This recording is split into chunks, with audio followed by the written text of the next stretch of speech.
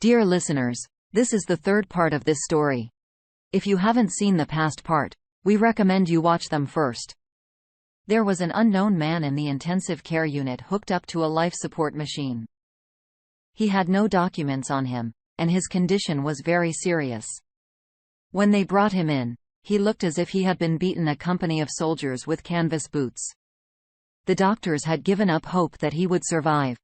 He did not have any documents with him, and from time to time an investigator came to find out about his condition. 3 weeks later, when the doctors were already making the decision to disconnect him from life support, a nurse suddenly ran into the room. "Urgent intensive care unit." The patient woke up excitedly, said Anna. Doctors entering the room was stunned. Number 1 counted on a miracle. The unfamiliar patient was breathing heavily and only said, "Why are you doing this to me, Inga?" Sergei, stunned by his wife's infidelity, came out of the house in a state of shock. He could not believe that Inger would betray him so easily and effortlessly on the eve of his wedding anniversary and will blame him for everything that is happening. He gathered his thoughts and decided to act. There was a confusion of feelings in his soul: love, resentment, and hatred. He thought back over his life and could not understand where he had made a mistake, what he had done wrong in his life, what he had offended his wife with, why she had acted this way. Nothing was going through his mind. He just hadn't realized yet that women were such mean and conniving creatures who should not be trusted. He decided to start his life with a new leaf, completely erasing his wife from his life. He went to the bank, closed all his accounts. He cashed out his credit cards and went to work. There he wrote his resignation letter. The bosses did not want to let him go, but Sergei was persistent and the application was signed. "Now I need to change my mobile number," thought Sergei. "I don't want her to call me." After buying a mobile operator card, he went into the store. He bought whiskey, some snacks, and decided to think about where he was going to sleep tonight and what to do next. Getting in the car, he decided to drive a hotel farther out of town and relieve some stress. Today had been a very stressful day. When he drove up to the hotel, he parked and went to the front desk. After renting a room for the night, he dropped off his things and decided to take a little walk, taking a bottle of whiskey with him. Thoughts swirled in his head. He worried about what to do next. The scene of the betrayal was before his eyes and his heart ached frantically. When he walked 500 meters away from the hotel along the road, someone called out to Sergei. He did not have time to turn around and hit with something heavy on the head and fell into an abyss. The bandit searched Sergei's unconscious body, took his car keys, documents, and some money, and threw the body down the highway into a ditch. They ran up to the hotel parking lot, quickly identified the victim's car. Calmly got in and drove it. But karma caught up with the criminals. They were in such a hurry to get the car to resale as quickly as possible that they couldn't cope with the steep curve. They went off the highway and overturned because one of the criminals was unbuckled, flew out of the car in the crash and fell off a cliff into a deep river. The other was buckled up, but the impact caused the car to catch fire and the perpetrator burned alive. He was subsequently mistaken by the police for the owner of the car. Sergei began to regain consciousness little by little. His whole body ached and his head ached. A few days later, an investigator came to him and started asking questions. However, Sergei could not help the investigation as he had a slight amnesia and could not see his attackers. All in all, the rehabilitation process took about 3 months. Sergei was on the mend. He was taken care of by Nurse Anna. They became very close. Sergei felt attracted to her as if a spark ran between them. Sergei was very sympathetic to her. He shared his life with her, told her about his tragedy. Anna was struck by what was happening in the life of her patient. Anna also had her own tragic story. Her ex-husband was quite a scoundrel. At first, Anna and her husband Anton's life was beautiful, but not for long. Anton became addicted to gambling, began spending all his time in the casino, and gradually became addicted to alcohol. He began to beat Anna and blame her for all his problems since all the family income was lost. Anna long tolerated and tried to save her man, but visits to psychologists and drug addiction specialists did not help. In the aftermath, they divorced. She was left alone with no money and no apartment. It was on this mutual tragedy that Sergei and Anna came together. Sergei's former family did not know anything about his fate, and he did not get upset. The spiritual wound was still heavy. He knew deep in his heart that he loved Dinger very much, but he would never be able to forgive her. Time passed, and who knows what influence, maybe a trauma, and maybe a happy accident, but Sergei very quickly began to become lucky. He really developed an intuition. He got a job in the new city and literally 3 months later was promoted to chief engineer, and sometime later became the first deputy of the owner and part-time director of the company. Things went uphill. Sergei bought a nice house outside the city on the banks of the river where he and Anna moved. Anna was very happy with Sergei, and Sergei felt a lot of help and care from Anna. After 9 months, they had a son. The happiness had no limits. Sergei even forgot about the troubles and betrayal of his ex-wife.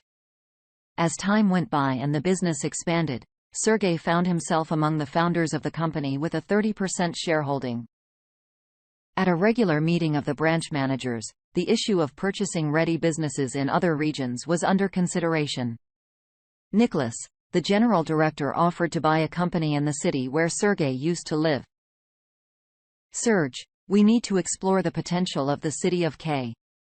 You know everything there. It will be your area of responsibility," said Nicholas. "Nicholas, I do not really want to dredge up the past, but I am also part owner of the company. And for me, its development is above all. So let's leave the lyric 'I'm ready,'" said Sergei. But in his heart, Sergei did not want to return to the place where he had tragic memories. His emotions and indignation again began to rage in his soul. He arrived home and began to browse on the internet companies of his former hometown. Without thinking long, Sergei began to prepare for a business trip.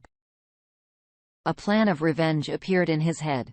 His hometown greeted Sergei with a cool autumn chill. The memories of his past life came flooding back to Sergei. He left the train station, took a cab and drove to the nearest 5-star hotel. Upon arrival, having settled in his room, he decided to have lunch at a decent place. At the same time, he thought of a plan to look around the local businesses. Having explored all possible options, he went to the company where he had worked as a chief engineer in the past. The company in question had been experiencing problems of late, business was not getting along. There had been a large downsizing. A good reason to bargain and buy the plant, Sergei thought. The plant management welcomed Sergei with pleasure. The business meeting was very successful. A preliminary contract was concluded. It was about 4 p.m. It would have been nice to grab a bite to eat. Sergei went to the nearest cafe and suddenly met an old friend of his ex-wife. Was it really Marina? Marina also recognized Sergei and sat down to him at a table. Sergei was not really burning desire to talk to her, but out of a sense of tact, and not only decided to pay attention to her. "So much time has passed. More than 2 years have passed since you disappeared and nothing is known about you. I know about your tragic story with Inger and very sorry for you," said Marina. She feels sorry for me, thought Sergei, but said the following. "Marina, why rake up the past I have already lived through and forgotten? I came purely on a business trip," said Sergei. "You know, Inga married Stas, now they live together in your apartment," said Marina and looked at Sergei with coquetry. Sergei realized that Marina likes to cause heartache and suffering to people, but noticed that Marina is flirting with him. He was flooded with memories and the feeling of revenge began to overcome Sergei. He decided to act. "Marina, you look so beautiful. What are your plans for the evening?" Sergei suddenly said. Marina was embarrassed by such a proposal, but she had long been jealous of Inger and secretly dreamed of Sergei, although she was already married. And here was such an occasion. "Today, there are no plans, but do you have any suggestions?" she said playfully. "I suggest in the evening at 8 o'clock to take a walk to recall the past, just to talk," Sergei answered. Marina said it was a pleasure. In the evening, Sergei and Marina met and had a wonderful time at the restaurant. Darnston had fun. Then rather tipsy went to the hotel to Sergei's room. In the morning, when Marina left, Sergei began to think about his next plan of action. He telephoned ahead of his company's security and decided to make inquiries about Stas, the husband of Inga's ex-wife. Stas was placed under surveillance, and after a couple of days, Sergei had all the information about this man. To promote the business, Sergei decided to buy the advertising agency where his ex-wife worked with her husband Stas. He discussed the idea with Nicholas and got his approval. It remained to persuade the owner of the advertising agency to sell his business. The owner of the agency was a creative and unconventional person, but Sergei found a common language with him and offered a tidy sum. The owner of the agency with pleasure agreed. Sergei had one condition. None of the agency staff must not know about the deal. On this and signed the contract. After conducting successful transactions, Sergei decided to move on. He rented a small restaurant and sent an anonymous invitation to Inga, Stas, Marina, and her husband, his son Yuri, his daughter, and Inga's parents. All of the recipients were very surprised by the invitation from a stranger, but all definitely agreed to come. The day of the invitation came. Sergei prudently took a separate close table on the second floor of the restaurant to conveniently watch the show from above. He came Marina with her husband, and here comes Inga with Stas. Gradually, all the guests arrived at the appointed time. Waiters poured champagne and arranged appetizers. All the guests bustled about waiting for the master of the ball. Sergei did not hurry to come down and did not plan to. After a while, everyone had a drink and a snack and relaxed. And then they dimmed the lights a little and lowered the projector screen. A video appeared on the screen where Sergei had sex with Marina, and in a fit of passion Marina confesses that she has long wanted and envisioned the expression on the face of her husband Marina as well as Inga was only to be seen. A scandal broke out with hair pulling and screaming. It is always interesting to watch how decent people turn into animals. But then there was a second video of Stas cheating on Inga. At first, there was silence, then the wild hysteria of Inga and her whole family and the transformation of the guests into animals manifested itself with renewed vigor. Serge quietly watched this action from above and took an incredible pleasure in what was happening.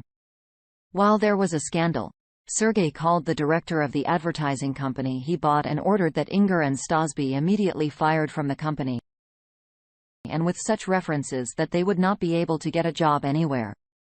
While the show was in full swing, the phone rang at Inga's place. She picked up the phone. It was interesting to watch her expression change from hysterical to doomed.